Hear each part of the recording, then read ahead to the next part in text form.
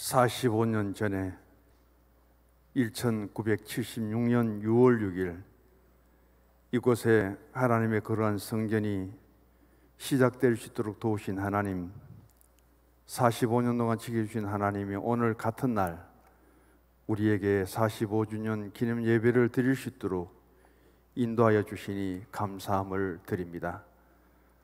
하나님, 국가적으로는 순국의 피를 쏟고 나라를 지켰던 그 선인들에 대한 국가 현충일입니다. 교회적으로는 이 교회가 세워지기까지 주님의 피로 값주고 사신 성서중앙교회를 이곳에 세워주시사 오늘까지 이르게 하신 하나님, 창립에 감사하며 여기까지 인도하신 에베네셀의 하나님께 감사하며 우리가 섬기는 이때에 우리가 교회를 아름답게 섬기며 더 하나님 나라 확장과 교회 부흥이 이루어질 수 있도록 주님께서 도우시사 이 땅 위에 주님 앞에, 교회 앞에 아름다운 신앙의 흔적과 발자취를 남길 수 있도록 도와주옵시기를 원합니다. 말씀 가운데 함께 해주시기를 원하옵고 예수님 이름으로 기도드립니다. 아멘. 오늘이 우리 교회 창립 45주년 기념주일입니다. 6월 6일 날을 주일로 맞이하는 때가 몇 번 있었는지는 모르겠는데 오늘 바로 그날에 또 주일을 맞이하고 우리는 뜻깊은 이 창립 설립 주일을 예배자로 서서 함께 예배를 드립니다. 주님은 말씀하시기를 하나님의 피로 값주고 사신 교회라고 사도행전 20장 28절에 말씀하고 있고요. 그리고 에베소서 5장 27절에 보면 이 땅에 세워진 교회는 바로 영광스러운 교회다. 교회를 통해서 구원이 이루어지고 교회를 통해서 하나님 나라를 소망하고 교회를 통해서 이 땅에 상처받고 어렵고 힘든 모든 심령들이 위로를 받으며 하나님의 사랑 속에 세상이 줄 수 없는 평강과 그리고 가장 큰 소망, 하나님의 나라를 사모할 수 있도록 이끌어 주심에 감사를 드리고, 또 교회는 거룩한 교회입니다. 교회라고 하는 것은 거룩은 구별이거든요. 오늘 주일인데 또 현충일인데 우리가 이 자리에 모인 것은 구별된 무리이기 때문에 세상 속에 동일하게 삶의 자리에 있지만은 우리만이 교회에 와서 구별된 자리에서 예배를 드리고 구별된 우리가 하나님의 자녀가 되고 구별된 우리가 성서중앙교회의 성도가 되고 바로 구별된 자리에 내가 있는 그 순간순간의 삶이 바로 거룩이라는 그런 뜻입니다. 오늘 하나님 앞에 영광스러운 예배가 드려지고 구별된 자리에서 예배드리는 우리의 신앙과 모든 삶이 주님이 원하시고 교회가 원하시는 곳에 함께 할 수 있기를 원합니다. 에스겔서 47장은 에스겔서 37장과 더불어서 바벨론의 포로로 끌려갔던 에스겔이라는 청년이 하나님의 선지자로 부름을 받고 그가 기도 중에 환상을 보게 되고 이미 유다 나라는 멸망을 당했고 전부 바벨론의 포로로 끌려갔고 예루살렘의 성전은 다 회파되었고 무너져 버렸고 바벨론의 포로 생활은 절망적입니다. 25살에 포로를 끌려갔던 에스겔이 바로 그가 포로 생활을 하게 되고 포로 생활 5년 후에 나이 30세에 하나님의 부르심을 받아 선지자로 출발을 합니다. 그리고 에스겔서 37장은 지금 유다의 상황을 보여주는 거예요. 전부 다 죽어서 해골이 되고 뼈들만 남아있는 어디에도 생명이라고 찾아볼 수 없고 어디에도 절망뿐인 그곳에 하나님의 생기가 임하여서 뼈는 뼈대로 붙고 살은 살대로 붙고 피가 흐르고 위대한 군대가 된다는 것은 유다가, 예루살렘이 지금의 피폐되고 지금의 파괴된 상태 속에 있는 것이 아니라 반드시 하나님 안에서 다시금 회복될 것을 보여주는 말씀이고요. 그리고 오늘 47장은 예루살렘은 산 위에 세워진 도성입니다. 예루살렘 어디를 가서 성지순례를 다녀봐도 그곳에는 우물조차 제대로 없어요. 예루살렘에 무슨 강이 있습니까? 빗물을 받아서 사용할 만큼 그들의 과거 생활은 힘들고 어려웠습니다. 그런데 그 예루살렘, 무너진 예루살렘, 파괴된 성전, 그 성전에서 물이 흘러나오는 것이 바로 생수예요. 생수는 생명을 살리는 물입니다. 깊은 샘에서 멈추지 않고 계속 솟아오르는 물을 생수라고 하지요. 그 성전에서 어떻게 생수가 솟아나와 그 물이 흘러가느냐는 거예요. 그런데 그 물이 흘러가는 모습을 보니 조그마한 물이 천천히 겨울로 흘러가 그런 것이 아니라 오늘 성경의 표현을 통해서 보면은 그 물은 홍수가 쏟아지는 것처럼, 일천척이라고 하는 것은 우리로 보면은 450m 내지 500m예요. 그런데 성전에서 문틈으로 흘러나오는 그 샘물이, 생수가 500m 가서 재어보니까 발목밖에 안 오는데 500m 더 내려가니까 무릎까지 찹니다. 또 500을 더 내려가 보니까 허리까지 차요. 500m를 더 내려갑니다. 합하면 2000m밖에 안 돼요. 2km를 가니까 헤엄을 치지 않고는 살아날 수 없는 그 환경, 헤엄을 치지 아니하면 물속에 잠길 수밖에 없는 그 모습, 그런 것을 통해서 그 물이 어디까지 흘러가느냐, 우리는 예루살렘에서 내려오면은 그 물이 흘러가서 모인 곳이 어디냐? 갈릴리 바다입니다. 갈릴리 바다보다 몇 배나 더 큰 것이 어디냐 하면은 바로 사해 바다예요. 데드시라고 죽은 바다지요. 그리고 염수라고, 염호수라고 말합니다. 소금이 너무 많아갖고 물에 들어가면 그냥 둥둥 떠버립니다. 그걸 어디에서 볼 수 있냐면은 오늘 본문 10절을 같이 읽어보십시다. 또 이 강가에 어부가 쓸 것이니 엔게디에서부터 에네글라임까지 그물 치는 곳이 될 것이라. 그 고기가 각기 종류를 따라 큰 바다의 고기같이 심이 많으려니와. 엔게디가 어디냐면은 사해바다 중심에서부터 사해바다 끝이에요. 에네글라임이 어디냐면은 사해바다에 물이 들어가는 입구를 말합니다. 그러면 여기서 성전에서 나온 물이 어디까지 흘러가느냐? 사해바다에 가서 갇히게 된다는 거예요. 사해바다는 죽은 바다입니다. 생명처럼 찾아볼 수 없어요. 맨발로는 들어갈 수 없습니다. 바닥이 전부 소금으로 되어 있기 때문에 설 수 없어요. 소금이 얼마나 날카로운지 찔리고 큰일 납니다. 이런 소금, 죽은 바다에 예루살렘 성전으로부터 흘러내리는 그 물이 흘러가는 곳마다 놀라운 일들의 변화가 일어나지만은 이 사해 바다에 온갖 고기가 몰려들고 죽은 사해 바다에 어부들이 와서 그물을 칠 만큼 사해 바다가 살아나고 회복된다는 것은 우리에게 어떤 의미를 던져줄까요? 살았다는 이름은 가졌으나 실상은 죽은 자로다. 부활하신 예수님이 사대교회에 내려오셔서 보니까 그 성도들의 모습은 죽어가고 있고 죽은 상태 속에 있고, 그런 가운데서도 흰옷을 입은 사람들을 통해서 사대교회의 긍정적인 모습을 우리에게 보여주신 것처럼 저는 말씀을 준비하면서 이런 생각을 했습니다. 성지순례를 가면은 갈릴리 바닷가 호수 곁에 식당들이 참 많아요. 반드시 거쳐가는 코스입니다. 누구든지 성지순례를 가면은 한 끼만큼은 갈릴리 호숫가의 식당에 가서 갈릴리에서 나는 베드로 고기라는 고기를 반찬으로 해서 한 끼 식사를 하게 됩니다.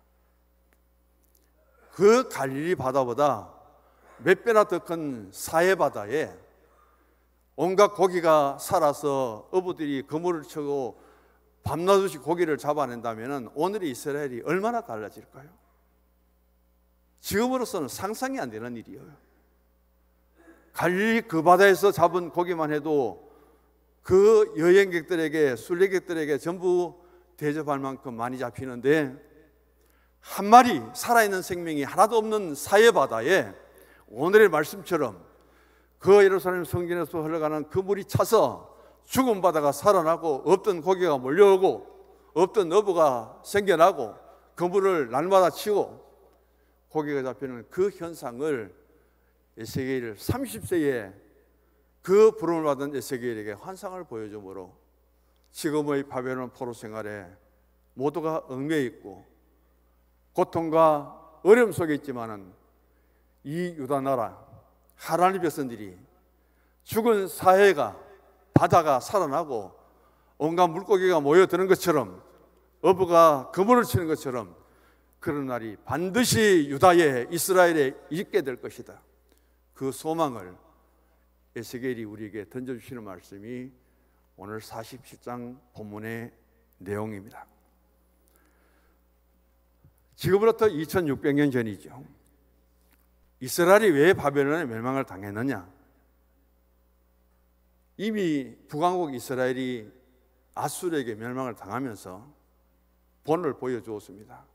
하나님 대신 우상 숭배하지 말아라. 그리고 죄를 짓지 말아라. 선지자들하고 아무리 외쳤지만은 그것을 교훈으로 삼지 않고 남왕국 유다는 더 크게 악을 저지르고 하나님을 떠나버립니다. 우상 숭배 속에 빠져 있습니다.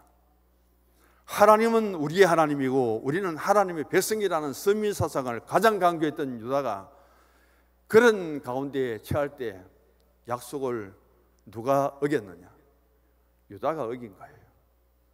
그래서 하나님이 이 백성들에게 징계를 내리시면서 바로 바벨론 포로로 하여금 저들이 나라를 잃어버리고 성전은 회파되고 백성들은 포로로 끌려가고 남은 자들은 너무나 힘든 환경 속에 살아갈 수밖에 없는 그것을 배경으로 해서 오늘 말씀의 내용이 담겨져 있습니다. 에스겔은 25살에 바벨론의 포로로 잡혀갑니다. 30살에 선지자로 부름을 받습니다. 바벨론 포로로 끌려가서 5년 동안의 삶을 겪어보니 어떤 희망이라고 없습니다. 어떻게 바벨론이라는 거대한 나라에서 유다 민족들이 결속하고 하나가 되어서 독립을 할 수 있을까? 아무리 생각하고 찾아봐도 가능성이라는 것은 제로예요. 이런 어려운 환경 속에 포로 민족에 끌려간 이방 나라에서 선지자 활동을 하는 사람이 바로 에스겔이요. 그래서 에스겔은 하나님 앞에 기도할 수밖에 없습니다. 그 에스겔의 기도를 통해서 하나님이 하늘 문을 여시고 에스겔에게 환상을 보여주는데 말씀드린 것처럼 에스겔에서 37장 마른 골짜기의 해골입니다. 마른 뼈들이죠. 골짜기, 에스겔 골짜기의 마른 뼈.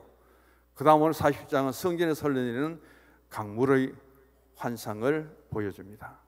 오늘 본문을 통해서 이스라엘이 앞으로 유다가 회복되고 그리고 새롭게 일어서고 소생하는 데 있어서 하나님의 위로와 하나님의 소망이 이 민족에게 반드시 임하게 될 것을 주시는 위로의 메시지입니다. 본문의 세 가지를 생각합니다. 그럼 생수의 근원은 무엇인가? 두 번째로 그 생수의 분량은 또 얼마인가? 주보 보시면 나옵니다. 세 번째 보면은 그 생수의 능력은 또 무엇인가? 이것을 통해서 창립 45주년을 맞이하는 우리 성서중앙교회도 오늘 이 성전에서 생수가 흘러내리는 그런 역사가 있게 되기를 간절히 소망합니다. 그 생수가 겨울물처럼 흐르는 것이 아니라 홍수처럼 흘러내려서 차고도 넘치고 그 흐르는 물에 내 신앙에 몸을 담가 볼 때 발목에 이른다는 것은 형편없는 상태입니다. 뒤에 말씀을 드릴게요. 무릎에 이르는 신앙은 무엇이고 허리에 이르는 신앙은 무엇인가? 헤엄을 쳐야만 되는 그런 신앙의 상태까지 우리가 나아가야 되고, 이것은 당시 예루살렘을 배경으로 주신 것이 아니라 요한복음 7장 38절을 통해서 바로 이 생수는 누구냐? 예수 그리스도를 말합니다. 예수 그리스도가 우리에게 생명수가 되시고 예수님 우리에게 생명의 떡이 됩니다. 안 마시면 목마르죠. 안 먹으면 배고프죠. 그래서 우리 영도 줄인 것을 알면은 생명에 떨어오신 예수님을 마음껏 받아 먹으시고 내 영이 줄이지 않기를 원합니다. 생명의 떡은 먹어야 되는 거예요. 성찬식의 진정한 의미는 바로 생명에 떨어오신 예수님이 우리에게 떡과 포도주를 통해서 성찬의 의미를 주신 것처럼 우리는 생명의 떡인 예수님을 공급받고 먹어야만 내 영혼이 살아납니다. 내 영혼이 줄이지 않습니다. 내가 목마르거든 영원히 목마르지 않는 생수 대신 예수님의 그 생수를 공급받을 수 있기를 원합니다. 오늘 우리가 살아가는 시대는 생수가 아주 인기가 많습니다. 저도 생수를 사서 마시는데 지금 하루에 보통 2,500cc 정도를 2,000cc 이상을 제가 마시거든요. 2리터 그 생수를 12개짜리를 사고 그것만 먹기 좀 그래서 V라인 칸 그 옥수수 수염차를 1.5리터를 12개 사도 20일도 못 가요. 수돗물은 아예 마셔본 적도 없습니다. 자, 그렇게 우리가 생수는 생명이 있는 물이고 내 생명을 살리는 물이라고 하는데 그 생수 돈 주고 사 먹잖아요. 죽어요, 안 죽어요? 원해 선생, 생수 많이 마신다고 오래 살아요? 죽어요? 안 마셔도 죽어요. 세상에 아무리 좋은 생수, 뭐 블라스에서 온 생수는 300리터입니까? 250리터입니까? 8,000원 막 이래 하더라고요. 그거 먹으면 안 죽고 살 수 있을까요? 아무리 좋은 생수 많이 마셔도요, 죽어요. 사람은 죽을 수밖에 없어요. 그런데 영원히 죽지 않는 생명수가 있는데 그게 바로 누구냐면 예수님이에요.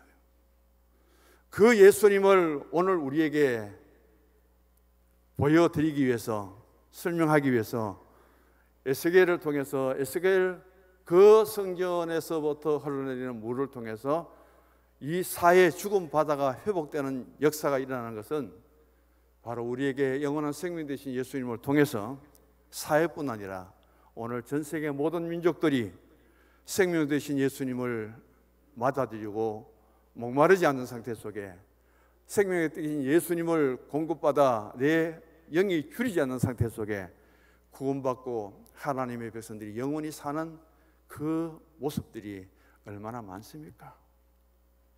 영원히 사는 길은 다른 길이 없습니다.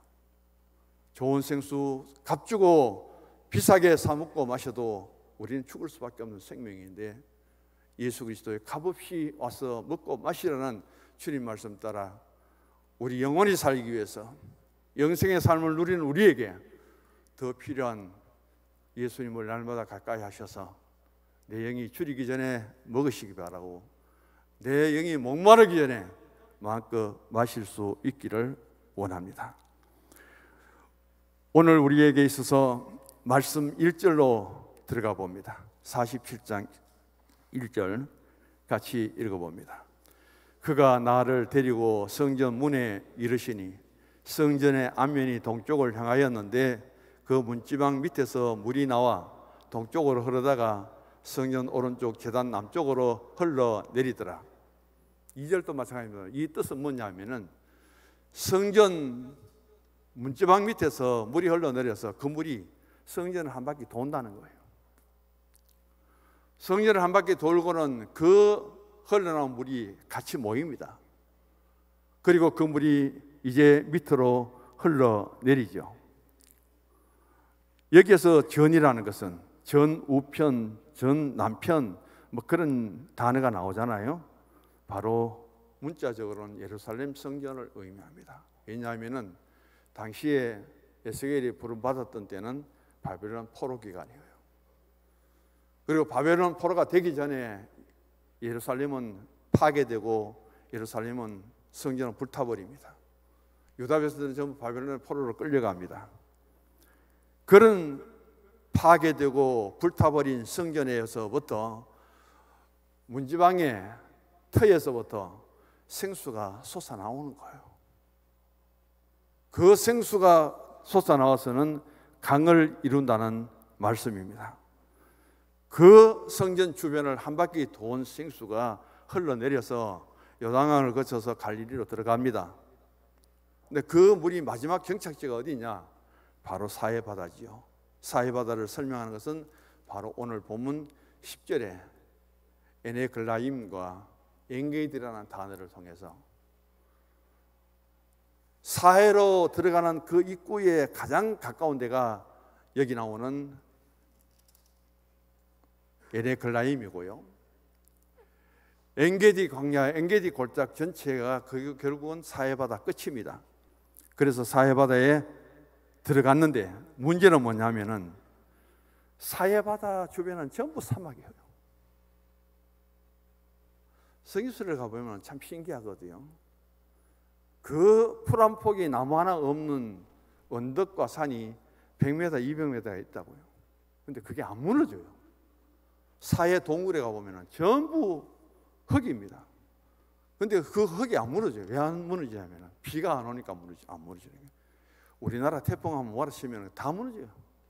산사태 나면은 감당할 수 없는데도 불구하고 그런 흙을 하여금 어떻게 높은 산을 만들고 그 동굴을 파는데도 무너지지 않는지, 그것은 바로 비를 안 내리기 때문이에요. 그래서 사해 주변은 전부 사막입니다. 그리고 사해바다는 죽은 바다예요. 예루살렘은 가장 높은 지역에 있습니다. 고원지대죠. 거기서부터 성전의 중심을 통해서 흘러내린 물이 마지막 정착지 사해바다에 들어가니까 사막이 옥토로 바뀌고, 왜냐하면 그 물이 흘러가는 곳에 주변에 여기 말씀 보시면은 얼마나 변화가 있는가. 죽은 바다가 살아서 고기들이 많이 오게 되고 안 보이던 어부들이 와서 그물을 치고, 바로 이런 놀라운 일들이 앞으로 유다의 예루살렘에 임하게 될 것을 우리에게 들려주시는 말씀입니다. 자, 그래서 1절에 보면은 전이라는 것은 예루살렘 성전을 의미하는데, 여기서는 우리가 이해하기 위해서는 예루살렘 성전으로서는 해석이 안 돼요. 그래서 그것을 요한복음 7장 38절로 연결시켜야 됩니다.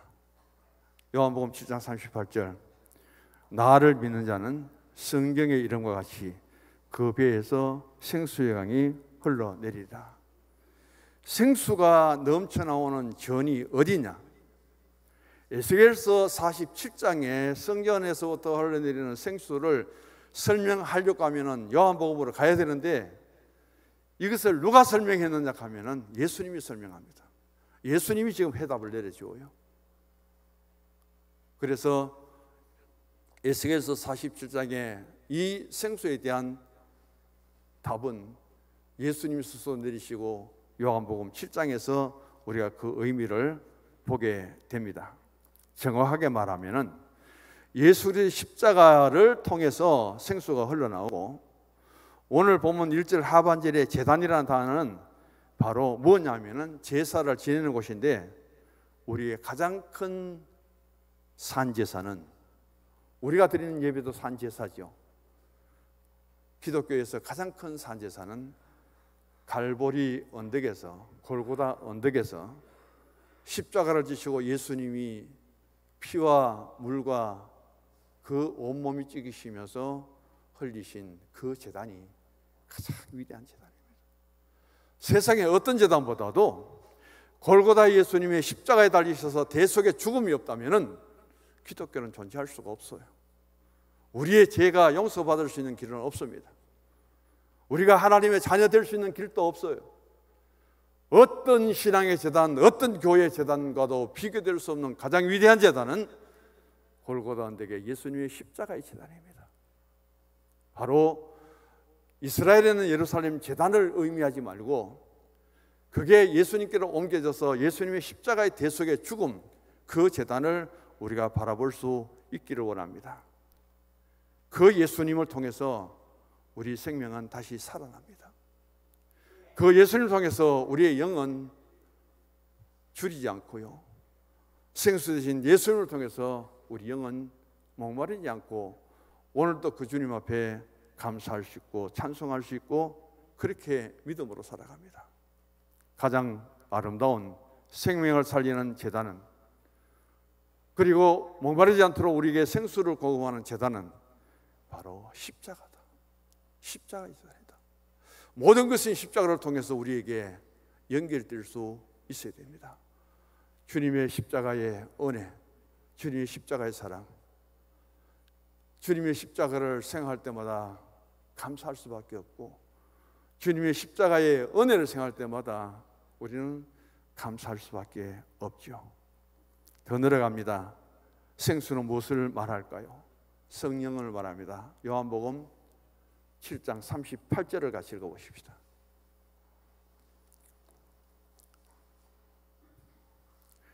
나를 믿는 자는 성경의 이름과 같이 그 배에서 생수의 강이 흘러 오리라 하시니, 그 다음 39절, 이는 그를 믿는 자들이 받을 성령을 가리켜 말씀하신 것이라.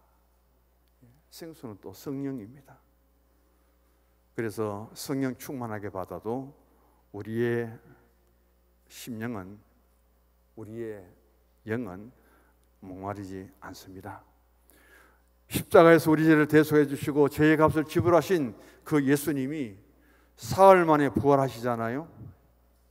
그래서 우리가 하나님께 갈 수 없는 길을 예수님의 십자가를 통해서 열어주셨습니다. 그 주님 앞에는 우리가 어떤 힘으로, 어떤 신앙으로 나가야 되느냐? 성령을 통해서 주님이 나의 구주인 줄 믿고, 주님이 우리 오신 메시아인 줄 믿고, 주님을 통해서 내 죄가 용서받고 하나님의 자녀가 되고 내가 의롭게 되었다는 사실을 누가 가르쳐 주느냐? 성령이 가르쳐 줍니다. 그런 신앙 고백하라고 그런 믿음이 있다면 나는 성령 받았습니다. 꼭 방언을 하고 입신을 해야 성령 받는 것이 아니라 바로 이런 신앙 고백을 통해서 내가 믿음의 확신을 가진다면 나는 이미 성령 받은 거예요. 옆에 우리 인사합시다. 나는 성령 받았습니다. 당신도 성령 받았습니다. 야, 손 한번 잡으시고 우리는 성령 받았어요. 야, 이 믿음의 고백만 있으면 다 해결되는 거예요. 그것을 주님이 말씀합니다. 누구든지 목마르거든 내게로 와서 마시라. 하나님의 교회에 오셔서 신앙생활 하시는 우리 성도님들, 나는 내 영이 주례가 배고프다, 나는 내 영이 목말라서 너무 힘들다, 그 말 하지 마시고 주님을 가까이 있어서 생명수를 공급받고 생명의 떡을 공급받아 언제나 힘있게 건강하게 살아갈 수 있기를 원합니다. 두 번째, 생수의 분량입니다. 3절을 같이 읽어볼까요? 47장 3절. 그 사람이 손에 줄을 잡고 동쪽으로 나아가며 천척을 청량한 후에 내게 그 물을 건너게 하시니 물이 발목에 오르더니, 보통 한 척을 손가락을 펴잖아요. 그래서 손가락 끝에서부터 팔꿈치까지를 말합니다. 지금은 대충 45cm로 보는데 구약은 한 50cm 정도로, 그때는 더 길었어요. 1천척이면 바로 500m가 됩니다. 그런데 이 물을 청량하는 데 있어서 500m를 재니까 발목에 차지요. 4절 5절에 보면은 그 물을 또 500m 내려가니까 무릎에 차지요. 다시 500을 내려가니까 허리에 차고요. 다시 1천척을 내려가니까 건너지 못할 강이 되었다. 헤엄을 쳐야만 된다. 헤엄치지 않으면 빠져서 잠겨서 죽는다는 겁니다. 여기에서 엄청난 영적인 의미가 있습니다.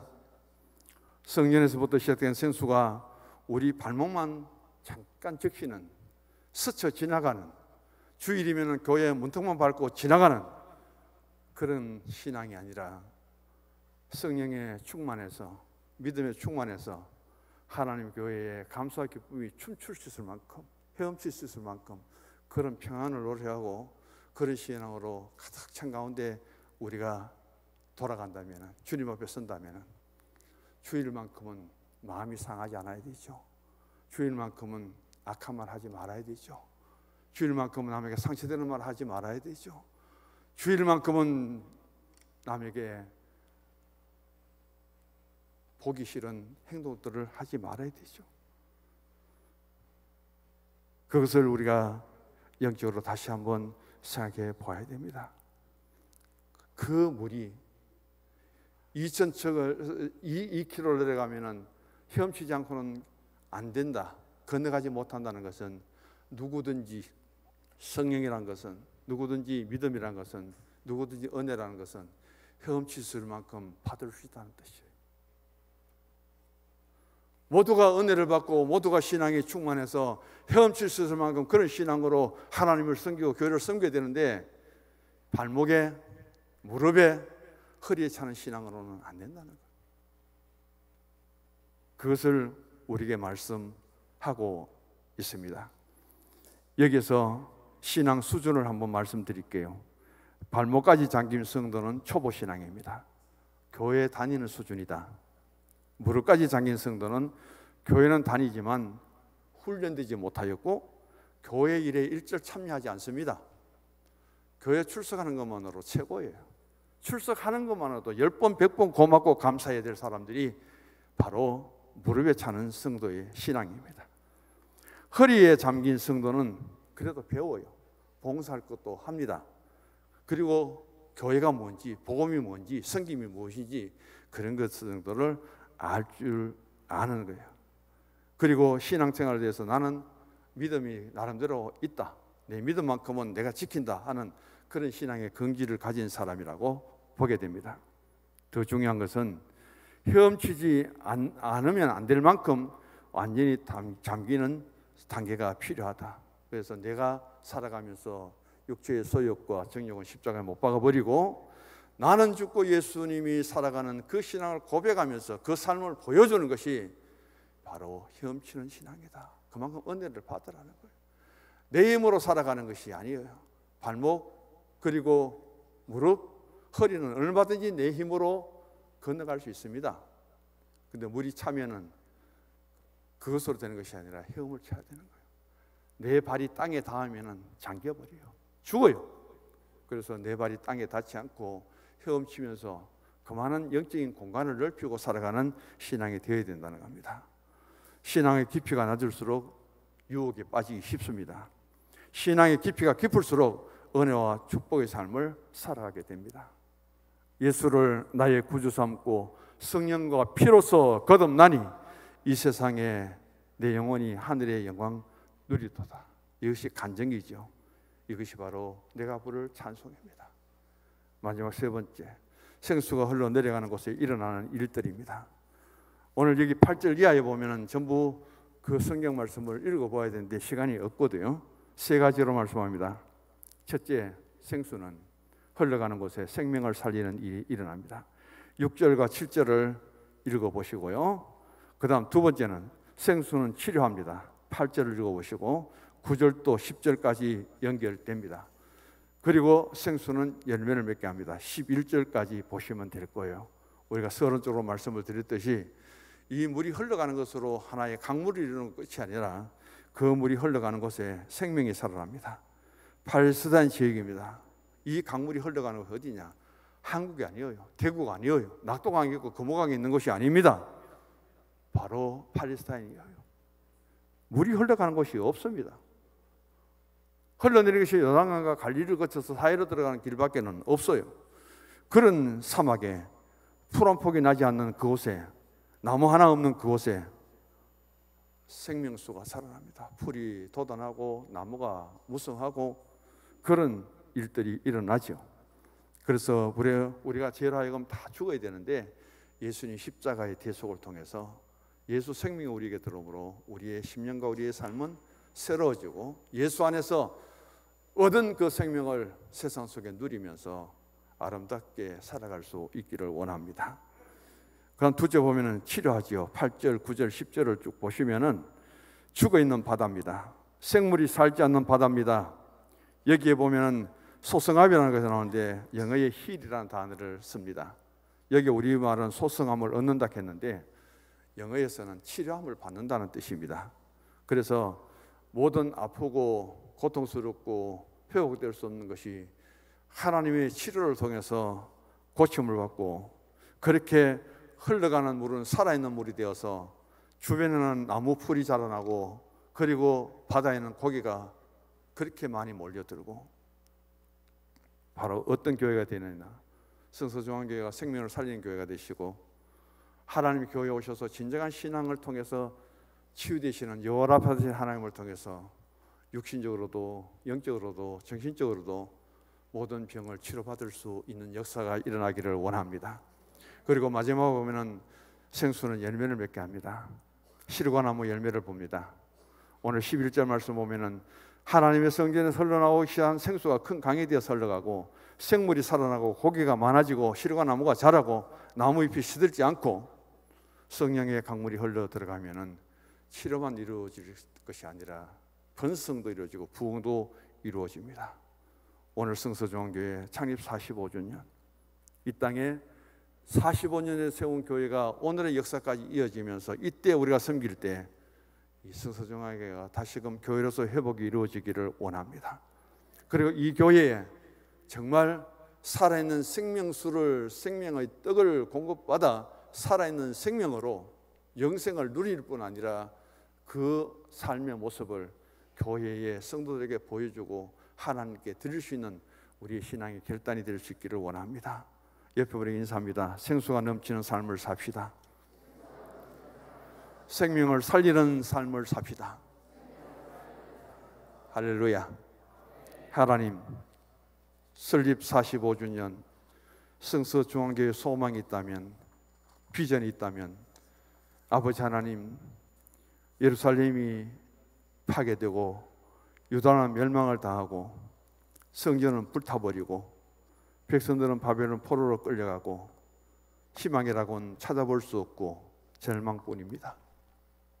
이런 상태 속에 있는 누구도 찾지 않고 찾아갈 수 없는 예루살렘 성전에서 에스겔 선지자로 하여금 환상을 보게 하시고 그 성전 문틈에서부터 흘러나오는 물이 흘러가는 곳마다 놀라운 변화가 일어나고 마지막은 사해 바다에 가서 죽은 바다를 살리고 아버지 하나님 이 놀라운 일들 하여금 유다는 회복될 것이고 예루살렘은 회복될 것이다. 오늘 예수 그리스도를 통해서 온 세계에 복음이 들어가는 곳마다 구원의 역사가 일어나고 하나님의 교회가 왕성해지는 것처럼 45주년 동안 머물러 있었고 멈춰 있었던 성서중앙교회가 다시 한번 회복될 수 있는 생명을 살리는 살아있는 신앙으로 주님과 교회를 복되게 섬길 수 있는 주의 백성들을 되게 하여 주옵소서. 예수님 이름으로 기도드립니다. 아멘.